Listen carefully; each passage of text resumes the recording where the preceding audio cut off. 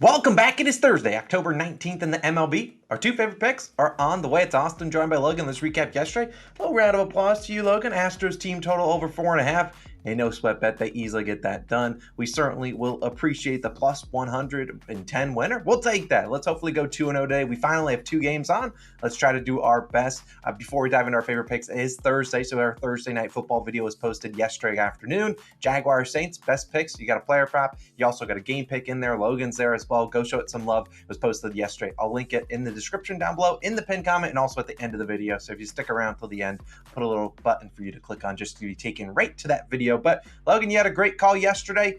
You're going back to the same game, Astros Rangers. What are you riding with in that game?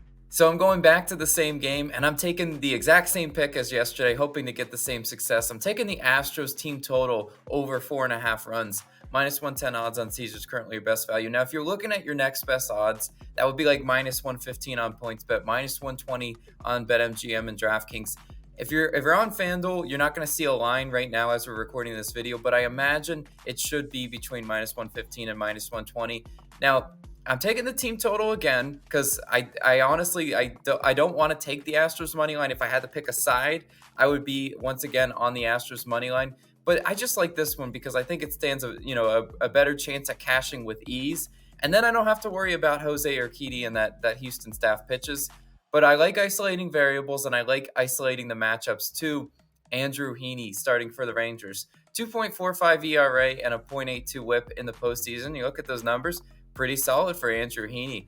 Against Houston, though, Heaney had mixed results. Look at that. Heaney's earned runs log versus Houston, 3.300. So yeah, two starts where he actually did give up some runs, and two starts when we got the Heaney masterclass. I honestly, when I'm watching Andrew Heaney pitch, I'm just sitting there waiting for the big inning because that's kind of what he does. And if you look at those, if you look at those game logs versus Houston, you also notice the walks could really come back to hurt Heaney in this one. 4-3-1-3 walks in those starts. So sometimes he got away with, limited damage because you walk four guys. I mean, I could just picture it right now. You walk, let's just say like the first two batters, and then, you got Yordan Alvarez on deck, 3-run home run, really doing some damage. So Heaney's going to have to be really careful. He's going to have to tiptoe around this Astros lineup. And once again, I've seen him really struggle with command and control. If he's not dialed in, if he's not coming out of the gates hot, a little bit nervous, it could be a bad start for him. And I'm projecting Heaney doesn't go that far into this game. If he does, go into this game, it's going to be kind of like the Orioles game that Austin and I went to, I imagine, where Heaney pitches like 3 to 4 innings pitched, and then he's followed by Dane Dunning. If it is Dane Dunning, and I like I said, I'm not the Rangers manager. I'm not Bochy. I don't know who's going to follow him. But if it is Dane Dunning, I would love that because he had 11.57 ERA versus Houston, including 9 earned runs in a home start against Houston back in September. So again, I'm not telling you Dane Dunning's going to come out, but I'm saying if Heaney does struggle a little bit, he's definitely going to be followed by Dane Dunning, and honestly, that's a favorable matchup as well. Now, speaking of favorable, the Astros finally got the runners in scoring position home. Yesterday, I was like sitting on the edge of my seat. I was like, let's see if they can do it. Yesterday, the Astros finally went 5 for 12 with runners in scoring position and got great production from the bottom of the lineup guys like Martin Maldonado and Dubon. I was really shocked to see it because I was like, wow, Maldonado actually got a timely hit for us. I swear every time that guy comes up on, it's just a strikeout or attempted bunt. But I love to see the production we got from them yesterday. It was very encouraging, and it was a sign that the Astros offense finally back to where I expected them to be. And as I mentioned yesterday, the Astros love playing at Globe Life Field. This should honestly be their home field because look at the last 5 games the Astros have played in Texas. Astros scored 8, 12, 14, 13, and 12 runs. Yeah, I could add on that 8, and they've been smoking this team total. So, in my opinion, there's no way to go away from this one. As a team, Houston hitting 323 at Globe Life Field in the regular season, which is right on par with what they hit last night, 324. They hit last night, so hitting over 300 at Globe Life Field. They're seeing the ball well there. I don't know. Maybe it's the hitter's backdrop. I don't know. But we saw the Astros still able to produce runs against the Rangers bullpen, even after Scherzer came out, I don't really worry all that much. I think they should be able to get several runs on Heaney and whoever follows him. And then I expect them to get him, finish us off in the bullpen region with a total set to 9.5. Once again, the sports books are expecting runs in this game. I'm expecting at least 5 of them to come from the Astros. And again, as I mentioned yesterday, I like this bet more than the money line just because I don't really have to sweat out a whole 9 innings of baseball if they do give us 5 runs early. So I'm going to go ahead and take the Astros team total. Hope it cashes once again for us. But Austin, you're going to my Phillies game. And what are you taking?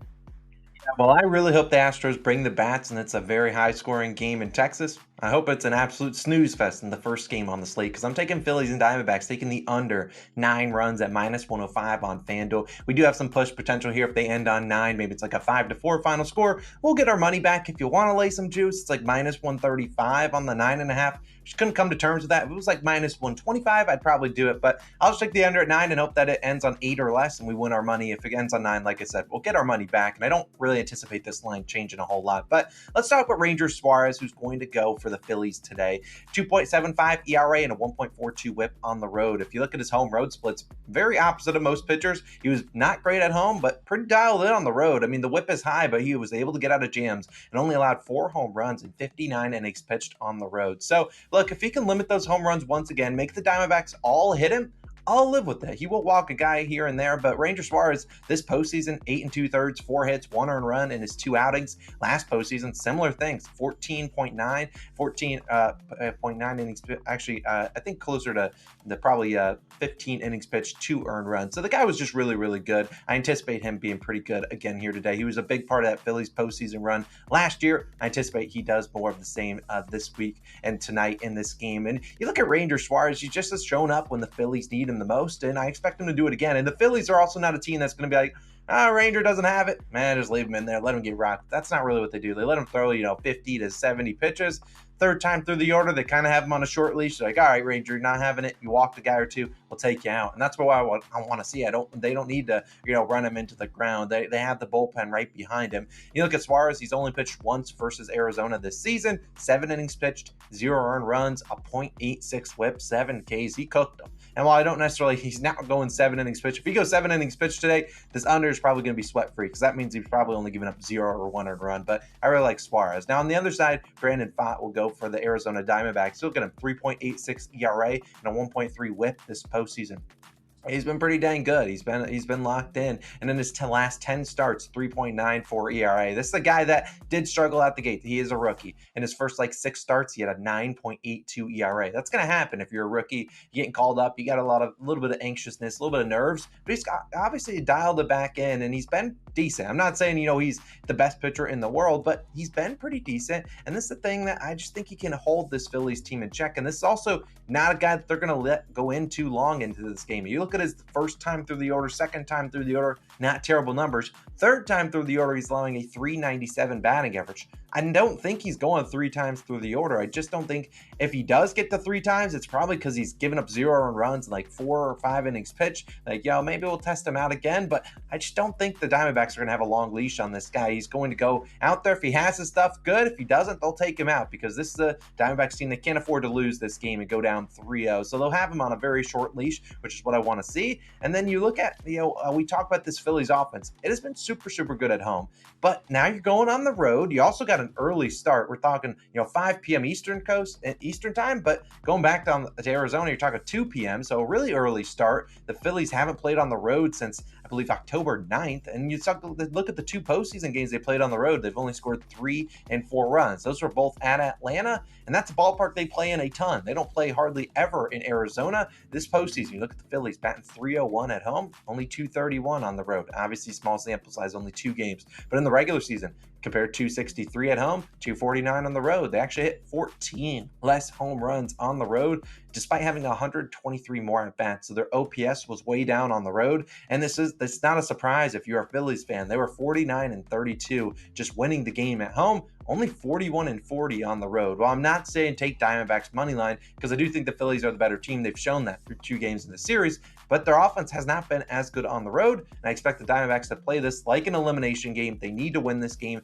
and at the end of the day, I think Suarez and Fott both pitch pretty well, and I think the bullpens can hold it down a little bit. You look at the Phillies bullpen, a 1.39 ERA, the best in the MLB in the postseason. The Diamondbacks, the ERA did shoot up after that last game. It's now 3.84, but they didn't really use their number one guys. I mean, Reed Nelson was pitching in the last game, and he stinks. He will not come into this game unless they're getting absolutely smoked, which I just don't think that's going to happen. I think this is managed like an elimination game. I think the line should be closer to like 8.5. I'll take the under at 9. I think it's a good line. I know normally they don't set these high unless they expect some runs. And while I think they're giving a lot more respect to the Phillies in this one, I really do like the under at 9 runs in this game. Phillies Diamondbacks under 9 is my favorite pick of the day. But let's hopefully go 2-0. It's absolutely dominant. We'll obviously be back tomorrow with some more picks. I think we got 2 games on tomorrow as well. Let us know your favorite picks down below. If you want to go check out that Saints and Jaguars favorite picks videos for Thursday Night Football, it's on the screen. Go click it. Let's have a day. Let's go 2-0. We'll be back again tomorrow. Peace.